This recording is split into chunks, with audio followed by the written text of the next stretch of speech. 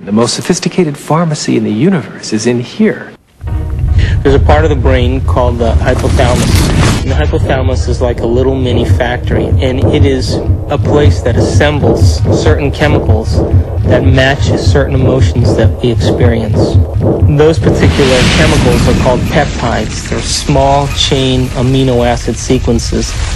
The body's basically a carbon unit that makes about 20 different amino acids all together to formulate its physical structure. The body is a protein-producing machine. In the hypothalamus, we take small chain proteins called peptides, and we assemble them into certain neuropeptides or neurohormones that match the emotional states that we experience on a daily basis. So there's chemicals for anger, and there's chemicals for sadness, and there's chemicals for victimization, there's chemicals for lust. There's a chemical that matches every emotional state that we experience. And the moment that we experience that emotional state in our body or in our brain, that hypothalamus will immediately assemble the peptide that then releases it through the pituitary into the bloodstream. The moment it makes it into the bloodstream, it finds its way to different centers or different parts of the body. Now, every single cell in the body has these receptors on the outside. And one cell can have thousands of receptors studding its surface, kind of opening up to the outside world.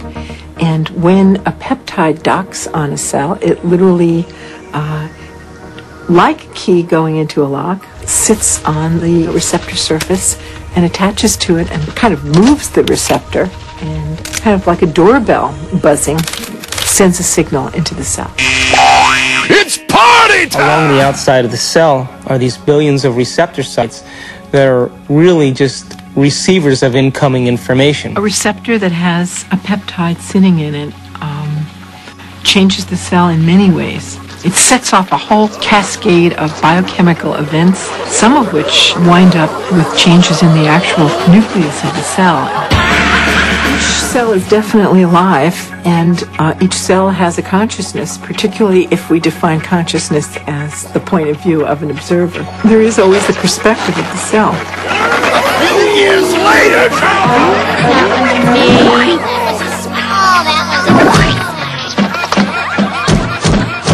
In fact, the cell is the smallest unit of consciousness in the body. I'm hungry!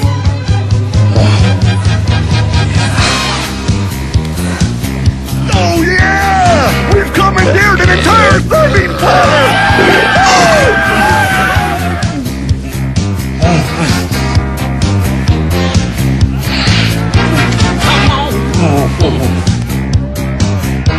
Yeah, keep it coming, keep it coming! Yeah! Oh, let's go! Oh yeah!